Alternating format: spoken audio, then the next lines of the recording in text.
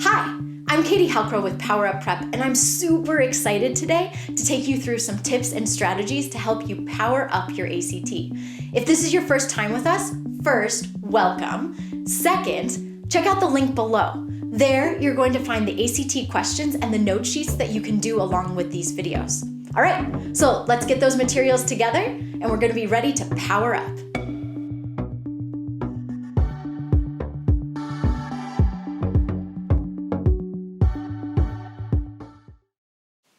Okay, so we were just rocking on with commas and doing comma splices, so talking about how we can't have full sentence, comma, full sentence, because that isn't strong enough to separate two full sentences. But now we need to dig into some more comma rules. So next thing we're going to talk about are commas in lists. So if the list has two items, do you need a comma? The answer is no. So if I had a sentence like, I like building a fire and roasting marshmallows. I actually do really like that, by the way, just FYI. But if I had a sentence with those two items, like building a fire and roasting marshmallows, then I don't need a comma because there's just two items in my list. If, however, I have three or more items in my list, then I do need commas to separate them. So, for example, my brother wants to buy peanut butter, comma, jelly, comma, and bread. So that would be a sentence where I do need the commas because I have three or more items in my list. Okay, number three, if the list has commas within the list, you have to separate the sections with semicolons. For example, I've lived in Marietta, Georgia, and Marietta, Georgia has that comma in between the Marietta and Georgia, but it's just one place.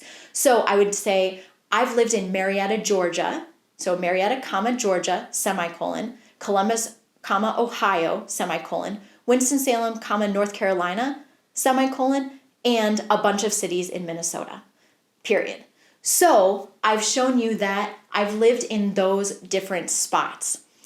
Okay, so that's what I need to do in order to make sure that people know that there's 4 different groups rather than 7 groups, because otherwise it would seem like I've lived in Marietta and Georgia and Columbus and Ohio and Winston-Salem and North Carolina and then cities in Minnesota. So you just want to make sure that you can show people how you're sectioning material. All right, now, last one of the commas in lists rule is if you have a set of adjectives without a fanboy in between them, then you do need a comma that separates them. An example of this would be, my daughter loves her soft, comma, warm blanket. I could say my daughter loves her soft and warm blanket, and then I wouldn't need a comma. But if I don't have that and in between them, then I need soft, comma, warm blanket.